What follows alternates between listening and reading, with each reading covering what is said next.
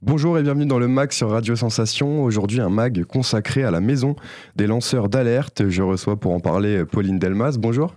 Bonjour. Vous êtes juriste et chargée de plaidoyer et vous êtes accompagné de Benjamin Ivanier. Bonjour. Bonjour. Vous êtes juriste également et vous faites donc partie tous les deux de la Maison des lanceurs d'alerte, une association fondée le 22 octobre 2018 par 17 organisations. Alors qui en est à l'initiative ?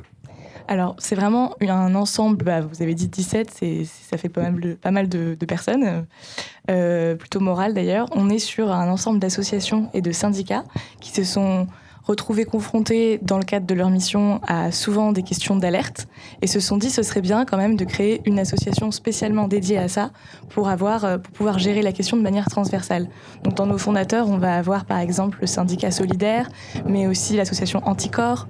Dans les personnes morales qui nous ont rejoints ensuite et qui composent aujourd'hui notre conseil d'administration, on va avoir par exemple Greenpeace, la CFDT Cadre, donc vraiment beaucoup de monde avec des missions assez variées.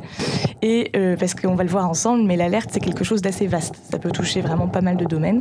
Et le but de la Maison des lanceurs d'alerte, c'est d'accompagner les lanceurs d'alerte sur plusieurs plans, mais principalement sur le plan juridique. On a une permanence, dont on pourra parler, qui reçoit les signalements et qui donne des conseils aux lanceurs d'alerte au fur et à mesure de leur parcours. Donc les missions de la Maison des lanceurs d'alerte, c'est de protéger les lanceurs d'alerte pour qu'ils puissent justement donner des informations sensibles, c'est ça l'objectif ? Oui, et aussi œuvrer à ce que les lanceurs d'alerte soient mieux protégés. En droit français, en droit européen, on a été très actifs sur une directive en 2019 qui a été adoptée au niveau européen et sur sa transposition en droit français, c'est-à-dire l'intégration de ce que le droit européen demande à mettre dans les droits des États membres, c'est comme ça que ça marche pour une directive. Et cette intégration-là, elle s'est faite avec cette nouvelle loi du mois de mars 2022 qui est entrée en vigueur au 1er septembre, sur laquelle on a été très actifs pour essayer de renforcer au maximum la protection des lanceurs d'alerte. Alors sur le fond, est-ce que protéger les lanceurs d'alerte, c'est toujours automatiquement protéger l'intérêt général face aux intérêts particuliers ? Tu veux répondre ou je réponds ? Oui, dans un certain sens, oui, c'est le but même de l'alerte. C'est-à-dire qu'à partir du moment où on a une personne qui vient nous voir et qui serait de bonne foi, il y a cette volonté justement de protéger l'intérêt général. Que ça soit par exemple dans le cadre d'une... Alors il y a plusieurs échelles évidemment dans les lanceurs d'alerte, que ça soit dans le cadre d'une petite collectivité, que ça soit dans le cadre d'une petite entreprise, ou alors d'une grande entreprise. Effectivement, le lanceur d'alerte, comme vous le disiez tout à l'heure, on peut avoir l'image d'un Snowden ou d'un Assange, mais c'est aussi par exemple la personne dans son conseil municipal qui veut lancer l'alerte sur des pratiques qui sont faites dans le cadre de sa mairie. Donc oui, effectivement, il y a toujours cet intérêt général qui est sous-jacent et qui reste dans ce cadre-là. Oui. Alors en 2022, une nouvelle loi a été adoptée en France pour mieux protéger les lanceurs d'alerte face aux conséquences qu'ils pourraient subir. Alors déjà, comment est-ce qu'on définit un lanceur d'alerte ? Je pense qu'il y a cette notion d'intérêt général, mais le lanceur d'alerte, c'est une personne qui va venir alerter l'opinion publique sur des faits qui sont commis contre l'intérêt général. C'est une définition assez globale, mais on a l'esprit, je pense. Quelles sont les avancées donc que cette loi qui a été votée et adoptée en 2022 a permis ? Est-ce que vous les jugez suffisantes ? Alors, il y en a certaines qui sont intéressantes. On avance en tout cas, la redéfinition de la notion de lanceur d'alerte avec le fait que le lanceur ne doit plus agir de manière désintéressée, mais simplement sans contrepartie financière. L'élargissement des protections qui sont accordées à l'entourage du lanceur d'alerte, par exemple ce qu'on appelle les facilitateurs aujourd'hui. Une sorte de rééquilibrage un petit peu en termes économiques et en termes financiers, avec la possibilité pour le lanceur d'alerte d'obtenir une provision en justice si jamais il fait l'objet d'une procédure bâillon, mais je pense qu'on pourrait y revenir par la suite. Des avancées, oui, mais il y a toujours des points noirs, évidemment. L'un des plus gros qui concerne les procédures bâillon, donc c'est-à-dire les procédures qui vont être mises en place contre le lanceur d'alerte pour faire en sorte qu'il ne lance pas l'alerte. Aujourd'hui, la nouvelle loi prévoit des amendes d'un montant de 60 000 €. C'est clairement insuffisant. On peut comprendre que dans le cadre d'une collectivité ou d'une petite entreprise, ça puisse être un petit peu dissuasif. Dans le cadre d'un grand groupe, quand on fait la balance risque et bénéfice, effectivement, 60 000 €, c'est assez vite vu. Oui. Donc selon vous, la loi ne va pas assez loin. Qu'est-ce que vous demanderiez aux politiques, vous, au sein de la Maison des lanceurs d'alerte ? Alors plusieurs choses. Effectivement, il y a le fait d'alourdir les sanctions qui pèsent sur les personnes qui essayent de faire taire les lanceurs d'alerte. Un autre aspect intéressant, c'est que toutes les mesures de protection du lanceur d'alerte prévues par la loi, c'est quand même principalement des mesures de protection contre les représailles dans le milieu professionnel. Ça va être par exemple faire annuler un licenciement, etc. Il y a aussi des choses contre les atteintes à la réputation. Sauf que la sanction de tout ça, c'est la nullité de la mesure. Donc par exemple, la nullité d'un licenciement, on voit très bien en justice ce qui va se passer, mais la nullité d'une atteinte à la réputation, on voit moins comment ça va marcher. Et du coup, en termes de répression, si j'ose dire, de ceux qui essayent de nuire aux lanceurs d'alerte, à part le fait de faire annuler des licenciements, il n'y a pas grand-chose. Dans les pays voisins, chez nos voisins européens, il y en a beaucoup qui ont ajouté des sanctions pénales pour quelqu'un qui, par exemple, licencie un lanceur d'alerte sans droit ou nuit à sa réputation après, le fameux fait d'être blacklisté, tout ça. Et il n'y a pas d'équivalent comme ça en France, on n'est pas allé jusque-là. Du coup, c'est pas tout à fait dissuasif parce qu'en plus, une procédure prud'homale, c'est 2 ans pendant lesquels la personne qui s'est fait licencier ne va plus avoir les revenus qu'elle avait dans son ancien travail et qu'en face, on aura des poches beaucoup plus profondes et beaucoup plus de moyens.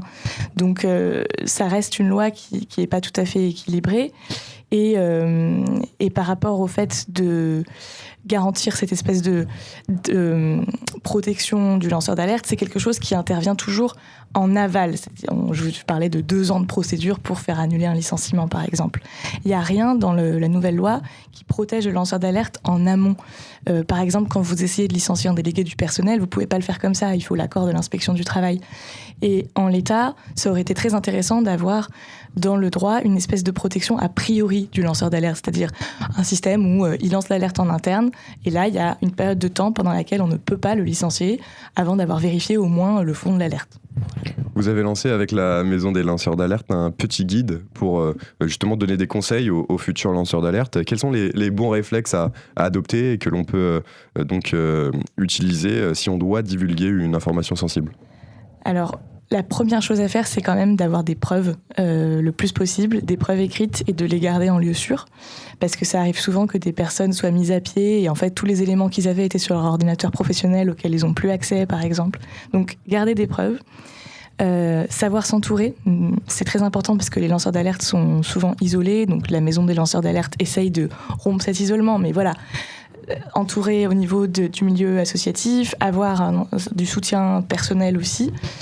Et rester mesuré dans les propos employés au moment où on lance l'alerte parce qu'il y a un vrai risque de diffamation, dénonciation calomnieuse, etc. Et quand on est dans son parcours d'alerte, parfois on a du mal à rester mesuré parce qu'on a subi beaucoup de choses et c'est très important pour sa propre sécurité juridique en fait de rester mesuré dans les propos qu'on emploie. Enfin, pour terminer, on va parler du cas Julian Assange, sûrement le lanceur d'alerte le plus connu du monde. Il avait fondé Wikileaks et avait fait fuiter près de 750 000 documents confidentiels américains. Certains concernaient les activités militaires, diplomatiques en Irak et en Afghanistan. Il était pendant longtemps réfugié à l'ambassade d'Équateur à Londres. Le président Moreno, élu en 2019, a mis fin à cet asile politique. Il est ensuite arrêté par les autorités britanniques et actuellement toujours en prison là-bas. Et les États-Unis demandent son extradition. La France a refusé de lui offrir l'asile politique. Ce n'est pas un peu contradictoire avec la loi dont on parlait qui a été votée cette année ? En fait, il y a le dossier de Julian Assange, c'est quelque chose de beaucoup plus politique que juridique, déjà. Et après, il peut y avoir un débat sur le fait de savoir si juridiquement, en droit français, Julian Assange serait un lanceur d'alerte. Parce qu'on n'en a pas parlé. C'est vrai que ça, c'est quand même la plus grande amélioration de la nouvelle loi. Maintenant, il n'y a plus d'obligation de signaler d'abord les faits en interne avant de les signaler en externe.